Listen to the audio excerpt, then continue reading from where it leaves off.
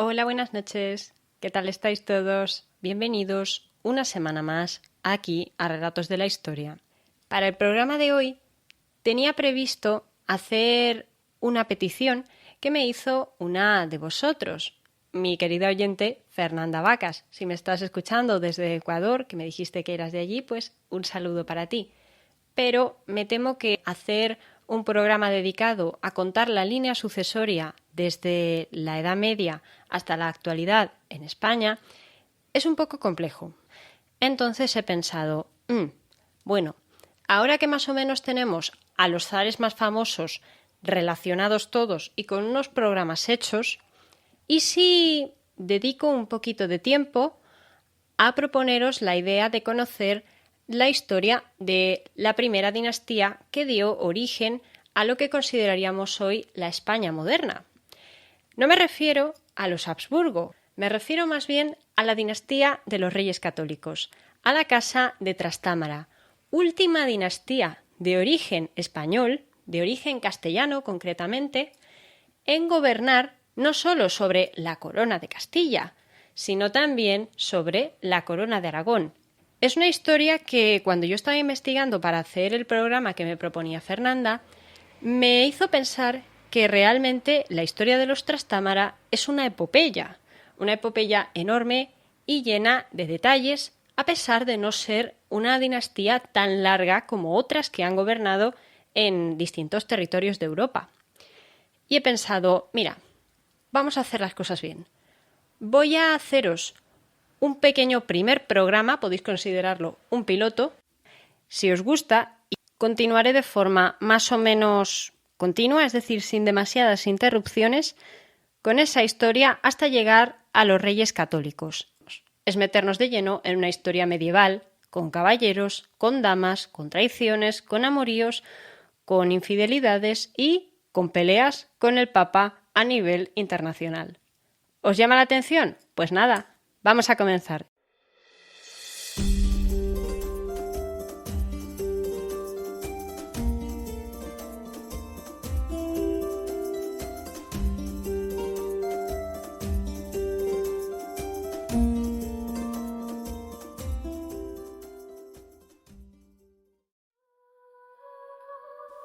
Atrás quedaron el bosque invernal y sus sonidos naturales.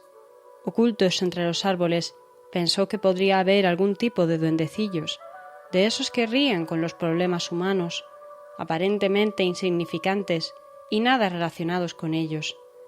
El señor Adamic se volvió un segundo para atisbar los diminutos ojillos negros o las sombras tras las hojitas, para pedir que se alejaran con una mano en el corazón. Esa mañana se iba a derramar sangre y los daños colaterales eran innecesarios. La oscura y fantasmal dama se desvaneció en el aire. Donde había estado ella ya no había nada más que aire. Sin embargo, al hombre le bastó con alzar un poco la mirada para encontrarla, sentada al borde de una de las ventanas, observando con lágrimas en los ojos el interior de un cuarto. Era como si ahí dentro la aguardara toda su vida, una vida a la cual tenía miedo de acceder. Si quieres saber cómo continúa la historia, no te pierdas Las sombras de Praga, la nueva novela de Marta Cánigo Fernández con Ediciones Antonella, ya a la venta en digital y en físico. En digital en Amazon Kindle y a través de la página web, y en físico a través de la página web en cualquier librería. Tenéis toda la información necesaria en la descripción del programa. Y ahora sí, vamos a continuar.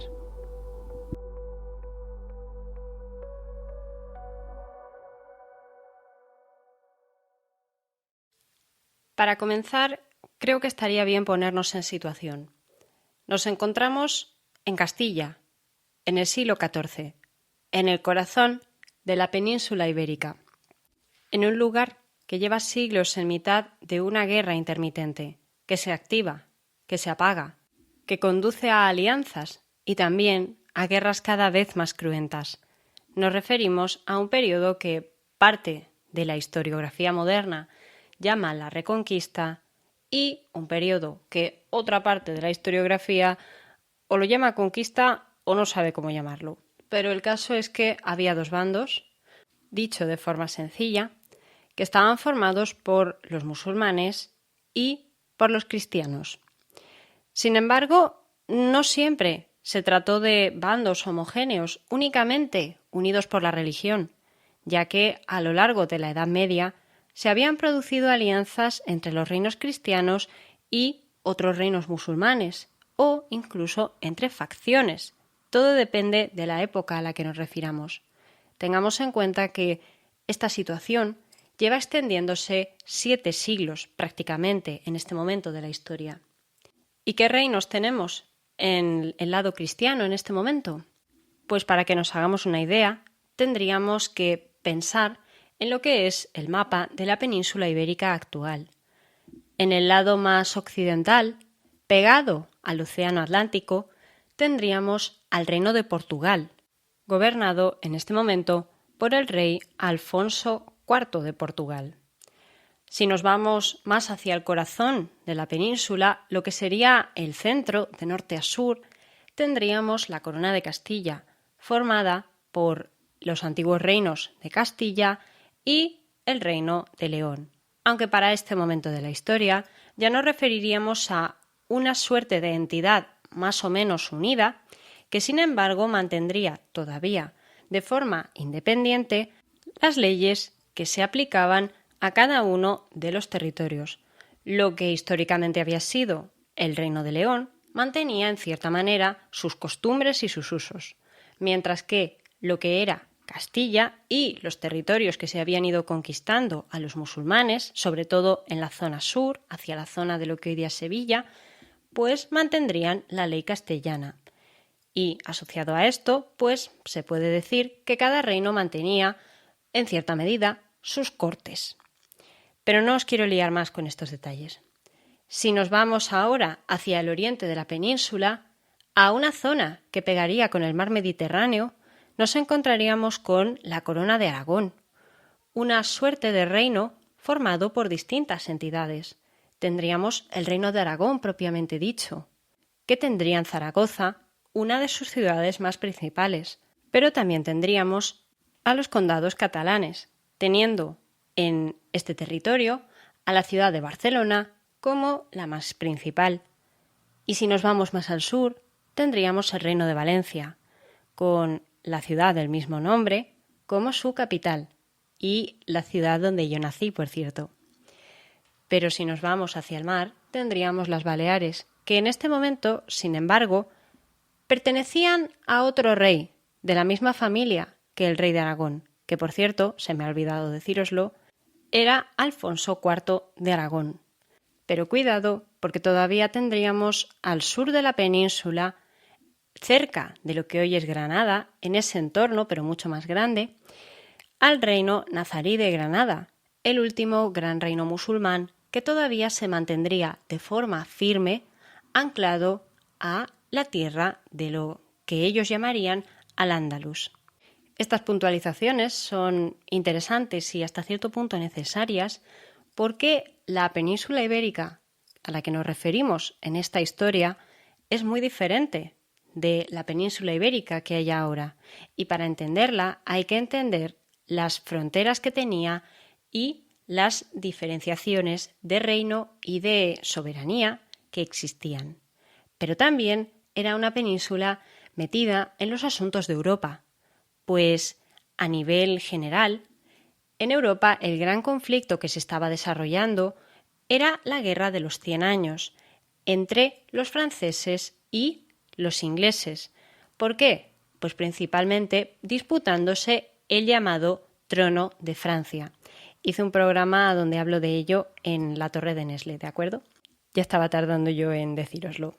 Pues ese conflicto es importante tenerlo en mente porque para el momento en el que nos situamos, en torno al año 1330, porque dentro de poco tiempo ingleses y franceses tendrían que elegir qué candidato a la corona castellana querrían para, de ese modo, enfrentarse entre ellos y darse una revancha sin participar ellos de forma directa en la contienda.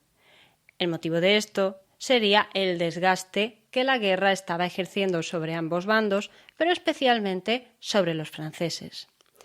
Pero ahora, Nos situamos, como os decía, en el año 1330, un momento en el que Castilla acaba de pasar una situación compleja. El rey, Alfonso XI, apodado el Justiciero, acaba de alcanzar la mayoría de edad hace poco tiempo, hace solo 5 años, en 1325. Y eso significa que por fin puede gobernar por sí mismo, sin la necesidad de una regencia, un asunto que para los castellanos podía llegar a resultar maldito porque les había llevado a múltiples enfrentamientos desde que el rey fuese coronado como tal de los reinos de Castilla y León en el año 1312. Es decir, había habido peleas entre su madre y otra serie de nobles por ver quién se quedaba con la influencia del joven rey. Y ahora Alfonso estaba decidido a gobernar de forma que se reforzara la figura de la corona en detrimento de la influencia que las casas nobiliarias podían llegar a ejercer, que podían hacer tanta presión que incluso llegaban a superar al rey en prestigio y poder. Y no hablemos ya de riqueza. Pero ¿cuál es la forma más sencilla que tiene un rey de conseguir prestigio? Pues se trataría de garantizar un heredero a la corona. O bueno, hacer campañas militares también ayuda bastante. Pero además de las campañas militares, Alfonso decidió que lo mejor sería casarse.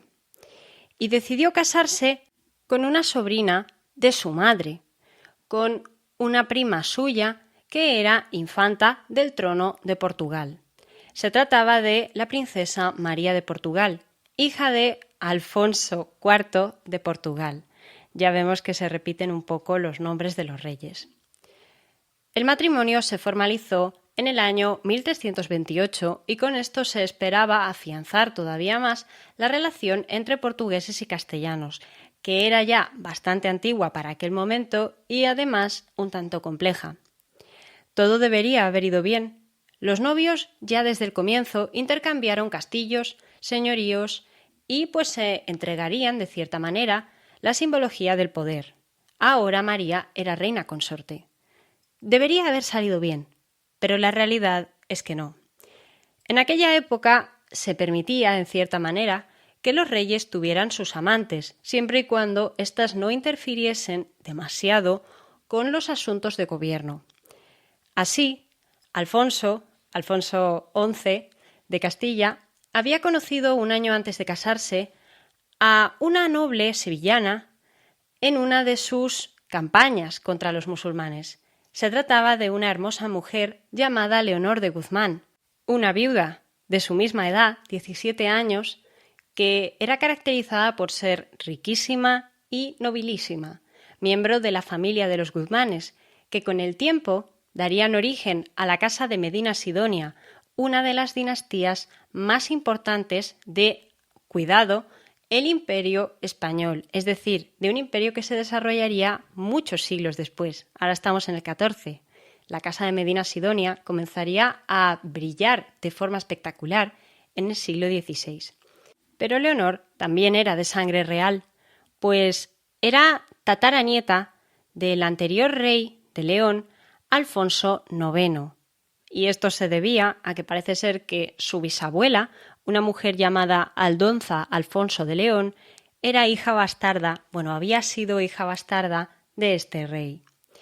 Por tanto, Leonor tenía una situación inmejorable, una noble de alcurnia y que además tenía lazos de verdad con la sangre real. Cuentan las historias que Alfonso XI, nuestro rey de este momento, se enamoró perdidamente de ella. La tomó como su favorita, de hecho hay una ópera dedicada a su vida, que se llama así, La Favorita, y habría tenido un idilio con ella que se habría extendido incluso después del matrimonio con María de Portugal y que habría dado un total de 10 hijos. 10 hijos que fueron vistos desde el principio por parte del partido portugués, los aliados de la reina María de Portugal, como posibles rivales. A fin de cuentas, el matrimonio real no congeniaba y aparte de no congeniar, no conseguía tener hijos. Se cree que habían tenido 2 niños que habían fallecido al nacer y que por tanto no servían como herederos. Y es una situación que se extendió desde 1328 hasta 1334.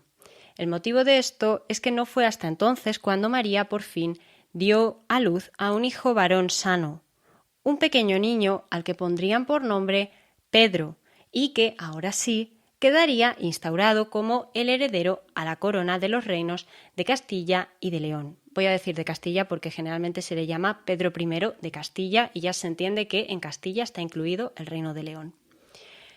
Pero Alfonso no hace caso a su heredero y lo envía a vivir al Alcázar de Sevilla junto a su madre María de Portugal, a la cual había estado a punto de enviar a un convento en el que de hecho pasó temporadas, el convento de San Clemente, y de la que había intentado divorciarse. Pero su padre, el rey de Portugal, un hombre muy serio, don Alfonso IV de Portugal, no quería que insultaran de esta manera a su hija, por lo que presionó a su yerno de todas las formas posibles. Consiguió que hombres nobles que se oponían a su gobierno cada vez más fuerte de cara al público se rebelaran contra él. También se propuso invadir parte de Castilla. También se propuso retirarle la financiación que Alfonso XI de Castilla, nuestro rey, os digo Alfonso XI y Alfonso IV para distinguirlos, le había pedido para sus campañas militares contra los magrebíes que todavía trataban de invadir parte de Castilla. Pero Alfonso finalmente atendió a razones y aceptó que su esposa regresara a su lado, y que Leonor, junto con sus hijos, se marchara.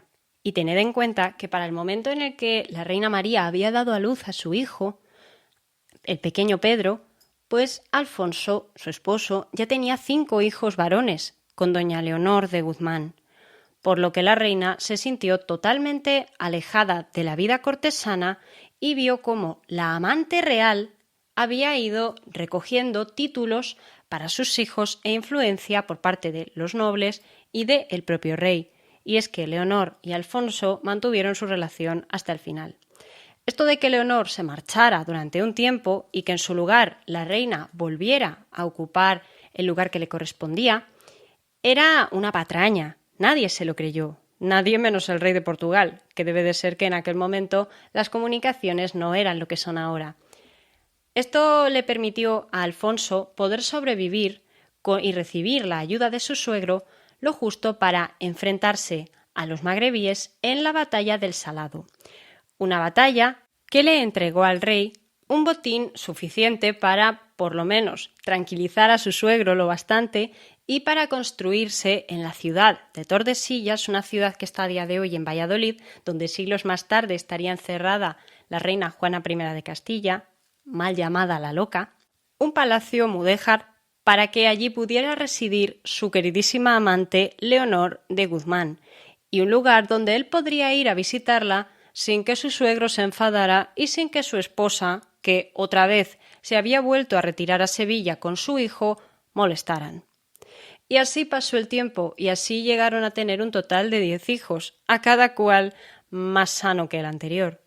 Y así fue como, durante aquellos años de reinado, doña María, la reina, criaría al pequeño Pedro en soledad, prácticamente en soledad, únicamente apoyada por el en aquel entonces maestre de la Orden de Santiago, Vasco Rodríguez de Cornago, y otro de los más fieles nobles de origen portugués, Juan Alfonso de Alburquerque, un hombre que sería válido, alférez, ayo y también canciller de Castilla de el que en aquel momento era el príncipe heredero Pedro y que muy pronto se convertiría en el rey de Castilla Pedro I. Y a todo esto, a este señor se le apodaba también como el del ataúd, un apodo que probablemente se le puso a posteriori y que resulta pues bastante curioso. Me diréis vosotros, ¿qué tiene todo esto de guerra? Es muy sencillo de entender. En aquel momento, el rey Alfonso XI, el justiciero, que estaba casado con la reina María y amancebado con doña Leonor, pertenecía a la antigua casa de Borgoña que llevaba gobernando desde el siglo XII, desde hacía bastante tiempo. Pero, a partir de él, se desarrollaría una guerra enorme. Tened en cuenta que en esta época del siglo XIV, buena parte de Europa occidental, pero nos centramos en Castilla, sufría de malas cosechas y, por tanto, de hambrunas que mermaban a la población, que dificultaba encontrar gente que pudiera ejercer como mano de obra para trabajar y que, por tanto, generaba deficiencias y dificultades en todos los campos, tanto en el ejército como en las actividades más inofensivas. Faltaba gente en todas partes y en las diversas cortes que se celebraron durante el reinado de don Alfonso era común que saliesen a la palestra asuntos como el precio de los bienes, el precio del pan, por ejemplo, o la cantidad de muertos que se habían producido durante aquellos años. Pero la mayor de todas las calumnias de la época llegó cuando, en el año 1348, desde tierras orientales, concretamente desde la colonia genovesa de Cafa, en lo que a día de hoy es el entorno del Mar Negro, se contagiara una serie de barcos y de personas de la enfermedad de la peste negra. La peste negra, aquella que mermó a la mayor parte, bueno, no a la mayor parte, se estima que a 1/3 de la población europea en aquella época.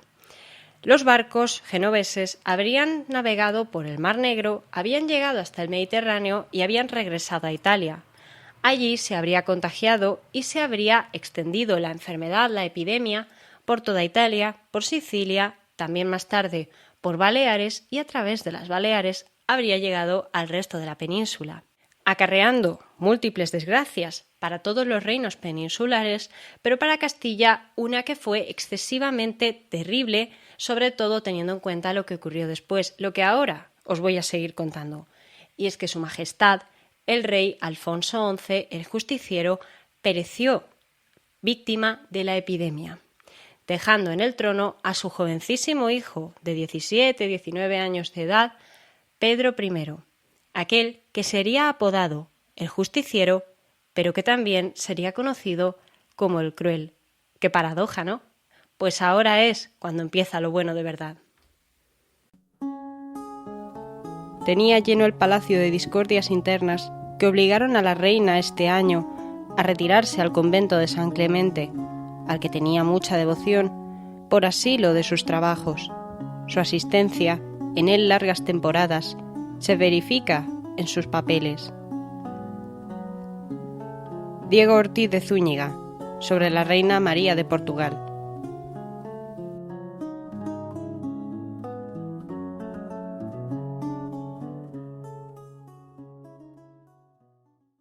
Fue morirse el rey don Alfonso, subir al trono su hijo y comenzar los problemas para la familia de doña Leonor de Guzmán. Los hijos que ella había tenido cayeron en desgracia, junto con su propio prestigio. Y es que, no en vano, ella había sido la reina de facto durante muchos años, pero ahora no era más que una amante que había perdido al hombre que la mantenía y que le había dado todo a sus hijos. Por tanto, los nobles se separaron de ella y buscaron la complicidad del nuevo rey, que era una dinámica que solía desarrollarse mucho en aquella Edad Media. Buscar la simpatía, buscar que el rey fuese favorable a los intereses de la nobleza, que fuese en cierta manera más blando de lo que había sido su padre. En un principio, Pedro se comportó de forma tranquila. No buscó conflictos con sus hermanos, no buscó conflicto con la amante de su padre, tampoco buscó conflicto con los nobles. Sencillamente, además, se dedicó a pactar la paz. Su padre había fallecido de la peste, pero había muerto en mitad de un asedio a la ciudad sureña de Gibraltar. Por tanto, había una guerra entre manos. Y don Pedro decide ponerle fin, decide pactar la paz, decide que no haya más derramamiento de sangre en ese momento porque las arcas de Castilla tienen problemas, hay dificultades económicas y eso les está afectando a todos. Además, la pandemia se está llevando a mucha gente por delante y ahora él considera es momento de dar prioridad a otros asuntos. Así, en las cortes que se celebran unos meses después de la muerte de su padre, ya en el año 1000 1351, unas Cortes que se extenderían casi hasta 1352, donde por una parte el rey tenía que ser en cierta manera aceptado, jurado por las Cortes, tenía que recibir la bendición de las Cortes, y también se iban a discutir distintos asuntos del reino.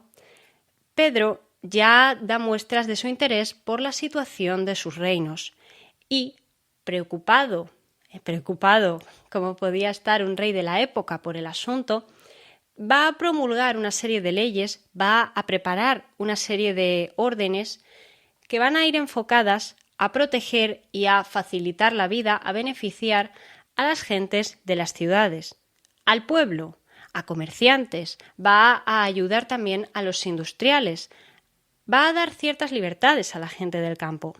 Se va a ocupar también de mantener una buena relación con los judíos, gente que en aquel momento se les solía relacionar con el negocio de la usura, es decir, el negocio de los préstamos.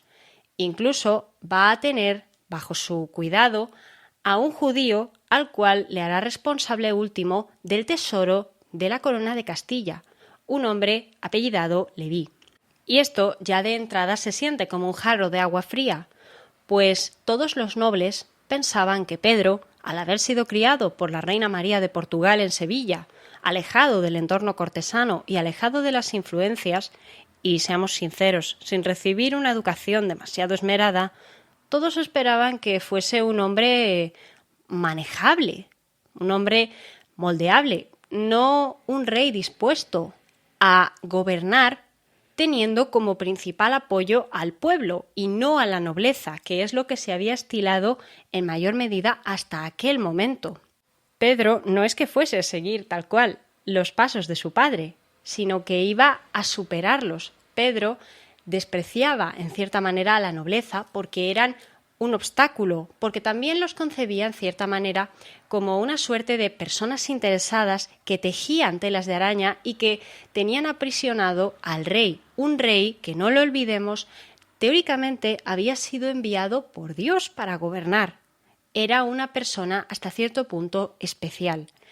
Y básicamente, que a Pedro tampoco le gustaba nada después de cómo los nobles se habían portado con sus hermanastros, los hijos de un amante, y cómo se habían portado con él y con su madre, una reina María que ahora veía que podía recuperar buena parte de su antigua influencia perdida. Y también el señor de Alburquerque, que ahora sí pasaría a ejercer todos estos cargos que os he descrito antes, que serían de mucha influencia para el gobierno de Castilla, canciller de Castilla, por ejemplo, e incluso se convertiría en una suerte de primitivo, válido, que se ocuparía de gobernar muchas veces en nombre del rey o ayudando al rey. Sería su principal consejero los primeros años de gobierno. Así, Pedro se ganó desde el pueblo el apodo de El Justo, pero por parte de los nobles ya comenzaba a ser conocido como El Cruel, pero el apodo realmente no le vendría hasta tiempo después. De momento tendríamos que Pedro por una parte buscaría ahora casarse para, al igual que su padre, afianzar la corona y por otra parte someter a la nobleza. Una nobleza que ya desde el principio, cuando vio las intenciones del rey, comenzó a revolverse. Aunque siempre trató de tener una relación amor-odio con sus hermanos, hubo 4 con los que concretamente llegó a enfrentarse en varias ocasiones, pero no es que ellos se enfrentaran a él y Pedro se enfrentase a ellos. Es que a veces los hermanos traicionaban al rey, el rey les perdonaba, los hermanos estaban a su servicio, eran leales al rey, pero algo sucedía que los hacía volverse a poner en su contra. Estos hermanos eran principalmente 4 de los 10 hijos que había tenido su padre con doña Leonor, y se trataba de Enrique, Fadrique, Sancho y Tello. Enrique y Fadrique son los más importantes para nuestra historia. Primero porque eran mellizos y segundo porque también fueron los que con más fuerza se enfrentaron a Pedro a lo largo de su vida. Tello, por otra parte, fue el señor de Vizcaya, un hombre que tuvo cierto poder, que pudo enfrentarse a Pedro, pudo serle fiel, pero hasta cierto punto lo más reseñable de él es que Pedro ansiaba con hacerse con su territorio de Vizcaya. Y para eso llegó hasta el punto de casar a la hermana de la esposa de Tello, que era la que de verdad tenía derechos sobre Vizcaya, con un primo carnal suyo, de Pedro, que no era otro que Juan, infante de Aragón. Pero si os parece, de los infantes de Aragón os voy a hablar en un momento. Por ahora os diré que ya nada más empezar su reinado, al poquito de iniciar pues ya lo que eran las normas de las Cortes de Castilla y al poco de demostrar sus ambiciones, los nobles comienzan a revolverse contra Pedro y ya montan las primeras revueltas. Y, además, su hermanastro Enrique se casa con una mujer de la familia de Villena, Juana Manuel de Villena, una mujer que le daba cierto realengo y que le ayudaba a asentar todavía más su posición, lejos de recibir un trato de bastardo. Enrique había sido el primer hijo superviviente, aunque Fadrique fuese, se especula, no se sabe a ciencia cierta, que fuese una suerte de mellizo o de gemelo. Enrique definitivamente era la cabeza más visible de la facción que encabezaban los hijos de doña Leonor de Guzmán. Y, además, era el dueño, el señor, del condado de Trastámara, en las tierras de lo que hoy día es Galicia, y de lo que en aquel momento ya era Galicia. Ya os va sonando el apellido, ¿no? Trastámara. Ya intuimos por dónde iba a salir el asunto. Pues don Pedro, como no se fía de sus hermanos, decide que lo mejor es encarcelar a la madre de estos, doña Leonor. Encarcelarla y, después de un tiempo, mandarla envenenar. La asesinarían y sus hermanos, en cierta manera, por supuesto, siempre guardarían rencor a su hermanastro por ese hecho. Ese asesinato marcaría para siempre, en cierta medida, que la relación amor-odio que mantenían los hermanastros, que prácticamente no se conocían, fuese más cercana al odio y a la eterna desconfianza que al cariño o al posible cariño. Aún así, ya os digo, hubo momentos en los que se mantuvieron fieles a Pedro. Pero había otra facción en la corte, aparte de la que encabezaban sus hermanastros, y era la facción que llevaban los conocidos como infantes de Aragón, otro grupo que también podría tener derecho a quitarle a Pedro su corona. Se trataba de los hermanos Fernando y Juan de Aragón, hijos de doña Leonor de Castilla, hermana del padre de don Pedro, Alfonso XI de Castilla el Justiciero, y esposa del ya difunto rey Alfonso IV de Aragón. Aquí vemos que lo de Alfonso y los números es increíble. Esta mujer había escapado del reino vecino hacía unos años después de que la corona la heredase a la muerte de su esposo el hijo mayor de este, un hijo que había tenido con su primer matrimonio.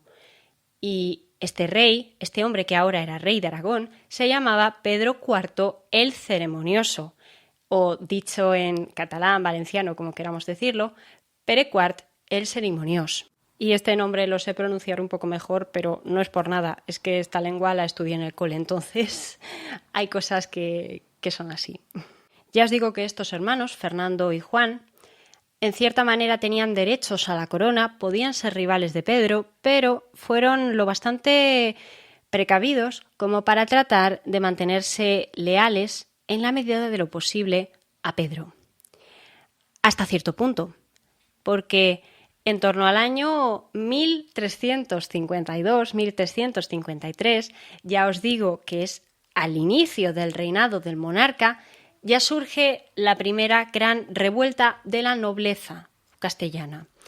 Y viene motivada no por otra cosa, sino por el matrimonio de don Pedro. Os lo explico. Aquí es donde entran los ingleses, los franceses y el conflicto internacional de fondo de la Guerra de los 100 años. Pedro tiene que elegir esposa y ya cuando era un niño su padre había intentado casarlo con una princesa inglesa, hija del rey Eduardo III de Inglaterra. Pero esta niña había muerto muy pronto, entonces este matrimonio no se había podido efectuar. ¿Qué ocurre? Pedro decide que quiere acercarse al bando francés, poniéndose en contra, por supuesto, a su madre, la reina María de Portugal, que prefería seguir cercana a los ingleses, porque los ingleses, en aquel momento de la historia, estaban en clara ventaja sobre los franceses en el conflicto bélico, y los franceses, en opinión de la reina María, no estaban en disposición de ni organizar una boda, ni poder pagar la dote a la princesa en caso de que la boda se llevara a término. Pero, del mismo modo, tampoco veía a los franceses preparados para entrar en acción en favor de Pedro en caso de que fuese necesario. En cambio, el señor de Alburquerque, el válido de Pedro, quiso apoyar a la idea de casar al rey con una princesa francesa. Y Pedro finalmente aceptó. Y el Papa también aceptó.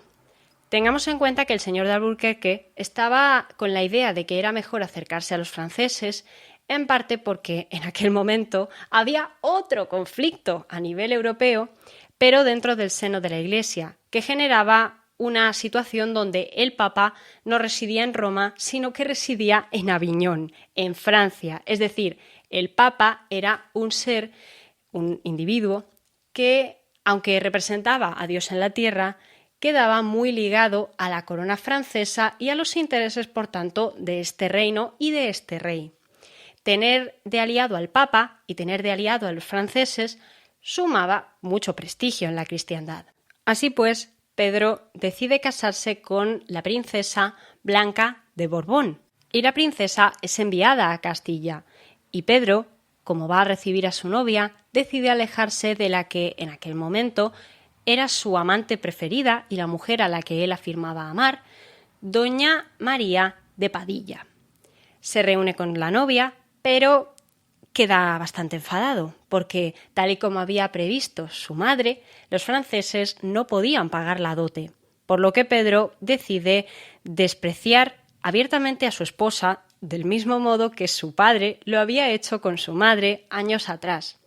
La desprecia, la aleja y se vuelve con su amante María de Padilla. Y ahora, poco a poco, la relación con el señor de Alburquerque se irá deteriorando, porque ahora Pedro lo que tenía era una faena enorme.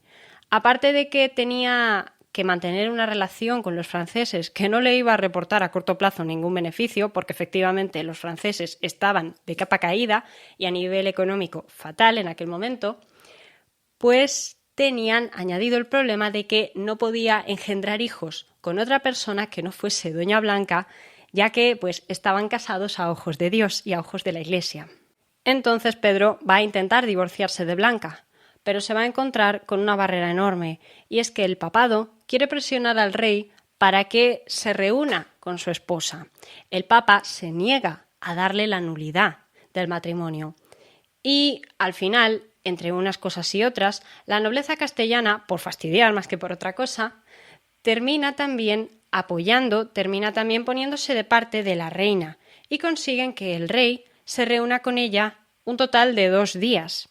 2 días, que no da para nada. Y tras eso vuelve a abandonarla y además pide que por favor la tengan vigiladita y que la recluyan. ¿Y él qué va a hacer? ¿Se va a volver a reunir con María de Padilla? Pues no.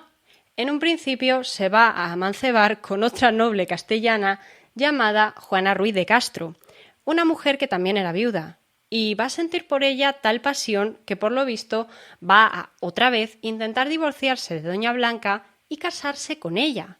Es decir, había dejado tirada a su amante María de Padilla. Y os digo que María de Padilla es importante, ahora mismo vais a saber por qué. Pero otra vez, el papado se va a negar a reconocer ese matrimonio, y la noble Juana en un principio tampoco quiere ceder del todo a las exigencias del rey, pero finalmente pues van a convertirse en amantes. Y pasado un tiempo, Pedro se va a ver obligado a abandonar otra vez a Juana, pero esta vez, en vez de reconciliarse con su esposa, va a regresar a los brazos de su antigua amante, María de Padilla, con la cual ya tenía un par de hijas, una niña llamada Beatriz una niña llamada Constanza y un tiempo más tarde una niña llamada Isabel, es decir, todo hijas, todo hembras. Que ojo, dentro de lo que cabe, Castilla no era el peor lugar de la Edad Media para tener una hija en la familia real, pues ya habían habido otras reinas que habían gobernado en Castilla y en León. Pero es cierto que, bueno, pues es lo que hay. Y Pedro siempre va a afirmar estar enamorado de María de Padilla, de la cual circulan leyendas bastante variopintas, como una que dice que María de Padilla se bañaba desnuda en una suerte de charcas, en una especie de pozas que hay en el Alcázar de Sevilla. Yo he estado allí, las he visto, son muy bonitas, me gustan. Pero al señor de Alburquerque no le iba a gustar tanto, ya que el ascenso de María de Padilla en la corte implicaba que iban a ser sus propios familiares, concretamente sus hermanos, quienes iban a crecer en influencia e iba a ser la suya la que iba a caer en picado después de toda esta historia de la boda. Y efectivamente, poco a poco se había ido debilitando la amistad que unía al rey y al señor de Alburquerque, hasta que finalmente éste, viendo venir que a lo mejor le pasaba algo, decidió retirarse a sus tierras, en Extremadura y después a Portugal, donde le recibiría el rey, tío de Pedro, y donde pues podría refugiarse hasta cierto punto. A Pedro esto no le hizo gracia y lo consideró una traición, pero es que Pedro ya en aquel momento no solo se había deshecho de doña Leonor de Guzmán, sino que ya llevaba a cuestas una serie de asesinatos de nobles que se querían oponer a sus deseos, y ya se iba formando en torno a él, gracias a sus muchos enemigos, una imagen de rey maldito o de rey horrible, vamos a decir. Tampoco ayudaba que parece ser, se ha contado siempre, que Pedro I tenía una enfermedad mental.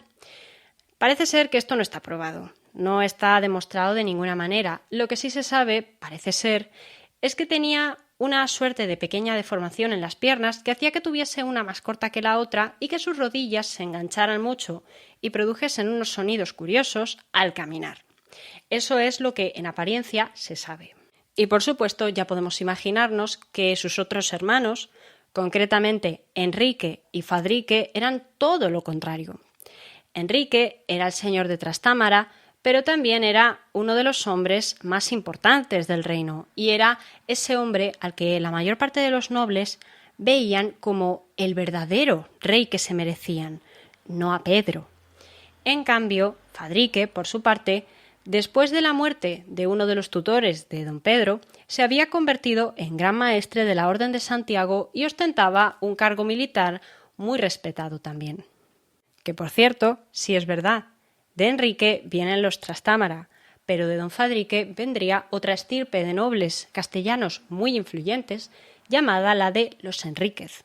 Pero aquí viene cuando Enrique y su hermano Fadrique van a planear aliarse con el señor de Alburquerque y deshacerse, de forma tal vez no tan planificada, de su hermano Pedro. Será en este momento cuando podemos decir, en opinión de muchos, que habría comenzado la primera guerra civil castellana, una guerra que se extendería más de una década hasta que finalmente solo quedara uno, o Pedro I o su hermanastro Enrique.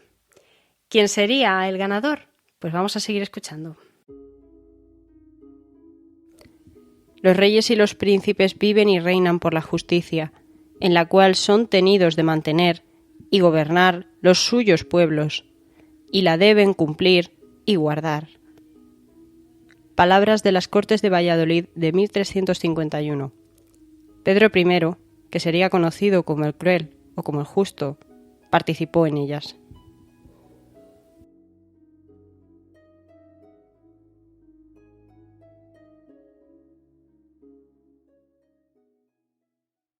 Enrique, Fadrique, su hermano Tello y su hermano Sancho conseguirían ponerse en contacto con el señor de Alburquerque y persuadirlo para que se uniese a su causa, pero no podían decir abiertamente, o sí que podían, quién sabe, que se oponían a su majestad por motivo de los derechos de la nobleza, sino que utilizaron como chivo expiatorio, como principal motivo, al hecho de que don Pedro estaba despreciando y humillando públicamente a su esposa Blanca de Borbón, a la cual tenía recluida en Toledo.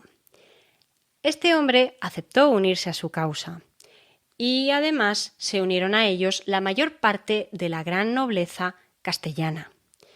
Pero también se unieron a ellos, o por lo menos mostraron cierta complicidad, los infantes de Aragón, estos primos de don Pedro, que se llamaban Fernando y Juan, dos muchachos que en un principio siempre fueron, en mayor o menor medida, uno de los apoyos de don Pedro. Pero, por supuesto, aquí no siempre nadie estaba ni a favor ni en contra de uno. Se perdonaban y se traicionaban continuamente en esta familia. Y en este caso estuvieron a punto de acabar con Pedro y todo su ejército, a punto de echar a su majestad, de no ser porque Pedro consiguió refugiarse a tiempo, consiguió salvar su vida y esconderse en la ciudad de Toro. Allí es donde además residía su madre y consiguió esconderse con ella. Bueno, no esconderse, sino protegerse. Pero también Pedro consiguió escapar antes de que sus perseguidores, aquellos que buscaban quitarle del trono o por lo menos someterle a la nobleza, llegaran a obligarle a reunirse y aceptar todas y cada una de sus condiciones, que no nos equivoquemos, se las presentaron, pero Pedro se negó a aceptarlas. Y además, en aquella época, la muerte del señor de Alburquerque terminó por mermar buena parte de los ánimos del bando de los sublevados o los enriquistas, si queremos llamarlos de alguna manera, contra el rey don Pedro. Esto ocurrió en torno a 1354 y a partir de entonces Pedro va a tener otros problemas más grandes.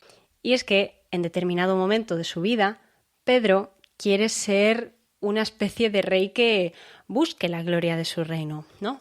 Y en esa búsqueda va a entrar en conflicto con los nazaríes del reino de Granada y también va a entrar en conflicto con el rey de Aragón, que era el hermanastro de sus primos Fernando y Aragón, infantes de Aragón, Pere IV el Cerimoniós, Pedro IV el Ceremonioso. Va a entrar en conflicto con él y van a desarrollar una enemistad que se alargaría durante buena parte de la época, durante estos años que duraría la contienda, en torno a 1355 hasta la muerte del rey en el año 1369. Y además, en el paso de toda esta situación, Pedro había asesinado a buena parte de su familia.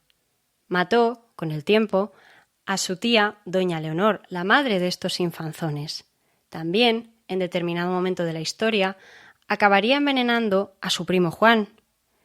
Fernando, en cambio, por otra parte, sería asesinado por el rey aragonés Pedro el Ceremonioso cuando Pedro, habiendo cambiado definitivamente de bando y haberse ido con la causa de los hijos de doña Leonor de Guzmán y concretamente con la causa de Enrique, el hijo mayor, pues le habrían enviado a Aragón como parte de su propio ejército, del ejército y de las tropas de Enrique, que en la guerra contra Aragón se puso de parte del rey aragonés y quiso apoyarle. ¿Para qué? Para fastidiar a su hermano, para complicarle la vida a su hermano y debilitarle.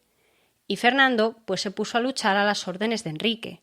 Lo que ocurrió es que el rey aragonés, Pedro el Ceremonioso, veía en Fernando una suerte de rival a su trono, y cuentan las leyendas que terminó ordenando su asesinato.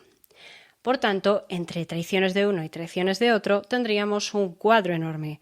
Un cuadro que se completaría con otro asesinato dentro de la familia de Pedro y de sus hermanos, los hijos de Leonor de Guzmán, que terminaría causando para siempre, ahora sí que sí, el deseo de Enrique de vengar a su familia. Pedro ordenó el asesinato de don Fadrique, el mellizo de Enrique. La historia es confusa, pero nos contaría algo así como que durante la revuelta que sus hermanos habían organizado contra Pedro, supuestamente para apoyar la causa de la reina Blanca de Borbón, en cierto momento Pedro se había quedado encerrado en Toledo sin querer visitar a su esposa y las tropas de su hermano Fadrique habían ido a organizar los ejércitos y a continuar con la batalla. Pedro, parece ser, habría intentado ofrecer un importante cargo en la corte a su hermano Fadrique, pero éste se habría negado a aceptarlo. Aun así, cuando fracasó esta revuelta, Fadrique habría conseguido el perdón de su hermano gracias a la intervención de un oscuro personaje de la corte, que no era otro que el hermano de la amante de don Pedro, María de Padilla, y por supuesto todo esto no fue más que una treta. Un engañabobos, una mentira y una excusa para hacer que Fadrique bajase la guardia y se acercara a hablar con su hermano. Cuentan las historias que finalmente, incluso que pudo haber sido el propio Pedro, asesinaron a Fadrique de un mazazo, ya os digo, unos años después de que fracasara la primera revuelta, pero no la guerra civil, en torno al año 1358. Enrique, el hermano mellizo de Fadrique, que estaba en aquel momento alejado, Enrique salió de Castilla varias veces, principalmente para ir hasta Francia, bien para ponerse a las órdenes del rey, o a Aragón para ponerse también a las órdenes de Pedro el Ceremonioso, como ya os he dicho, pues Enrique decidió que lo que tenía que hacer era reunir un ejército grande que pudiese enfrentarse por fin a Pedro y, visto de una forma mística, librar a Castilla de aquel rey tiránico, aquel rey malvado. La idea de un tiranicidio es un asunto filosófico, político, que se ha debatido, se ha discutido a lo largo de los siglos y que incluso en la era moderna, en época imperial, también sería discutido. ¿Es legítimo asesinar a un tirano? ¿Es legítimo acabar con un rey que parece más enviado por el diablo que por Dios? Además, a los nobles no les gustaba eso de que Pedro centrara buena parte de sus apoyos entre el pueblo. No les gustaba demasiado. Pero esta versión más mística, más heroica, que nos presenta a Enrique como ese rey divino que necesitaban los castellanos, es lo que realmente nos tratan de transmitir los historiadores y los cronistas que eran partidarios de Enrique. La cuestión es que ni los aragoneses ni los franceses, unos por su situación y otros por la frágil paz y guerra que mantenían con los castellanos, a veces había pacto y a veces no, pues no quieren apoyar directamente a Enrique, pero sí que quieren aliarse con un hombre que cada vez más buscaba la complicidad de los ingleses. La última idea que tuvo Pedro para conseguir ayuda militar, ya que los franceses no podían dársela de verdad en condiciones, pues la buscó en la figura del príncipe de Gales, un hombre llamado el Príncipe Negro, que vivía en las tierras francesas que pertenecían a la corona inglesa, eso es asunto de la Guerra de los 100 años, y en un principio habría estado dispuesto a financiar y a prestar ayuda al rey castellano. Tengamos en cuenta que en este momento el Príncipe Negro es un hombre que tiene una carrera militar bastante brillante, una persona que está curtida y que hasta cierto punto, se asocia con una capacidad interesante para recoger tropas y conseguir también parte de ayuda de algunos mercenarios. Pero para mercenarios, los que terminaría reclutando Enrique. Resulta que los franceses y los aragoneses tenían un problema bastante grande en la provincia del Languedoc. La zona del Languedoc es una zona que está al sur de Francia, pero que también coincide con el norte de la Corona de Aragón. Era un territorio que históricamente había estado en conflicto, había estado en disputa sobre a quién pertenecía, a quién no. El Languedoc actualmente es francés y tenía un problema grande en aquella época porque habían un montón de mercenarios conocidos como los banderas blancas que estaban circulando por allí causando estragos en la población debido a que, las guerras, las batallas con los ingleses estaban en un tiempo a muerto, una especie de momento de desgaste y los franceses no podían pagarles lo que les debían o lo que ellos reclamaban. Entonces el rey francés tiene la magnífica idea de ofrecérselos a Enrique o conseguir que Enrique los reclute para su ejército. Y eso es lo que Enrique hará. Enrique se aliará con ellos y los reclutará para que se unan a su causa, o por lo menos para que le ayuden a conseguir su objetivo. Y Enrique, a partir de ese momento, iniciará una situación, una empresa de invasión de la tierra donde había nacido, del reino de Castilla. Penetrará con este ejército lleno de gente castellana, pero también francesa, pero también de origen borgoñón, gente variadita, digamos, para enfrentarse a su hermano, que estaría apoyado, ya os digo, por los ingleses. Aquí viene esta situación de fondo, otra vez, de la Guerra de los 100 años. Y Pedro I estaría apoyado por el Príncipe Negro, como ya os decía. ¿Cuál fue el resultado de esta guerra? No la guerra, pero sí hubo una primera batalla en el año 1367. Una guerra conocida como la Batalla de Nájera, bastante importante y bastante simbólica, porque si bien el bando de Pedro consiguió mermar de forma muy brusca las reservas y las defensas del bando de Enrique, no consiguieron acabar con la vida del propio Enrique. Enrique consiguió sobrevivir y consiguió huir. Cuentan que el príncipe negro preguntó dónde estaba Enrique y cuando les dijeron que estaba vivo, el príncipe negro respondió que no había nada más que hacer, no se podía hacer nada más. Enrique había sobrevivido y sí, su ejército había sido en buena medida mermado, pero ahora los castellanos tenían a un líder fuerte capaz de defenderles, capaz de enfrentarse a Pedro. Y eso ya hacía que Pedro tuviese bastantes problemas. Pero todavía tenía a los ingleses. ¿Qué podría pasar? Pues que el príncipe negro le retirase su apoyo después de que Pedro no le pagase lo que le debía.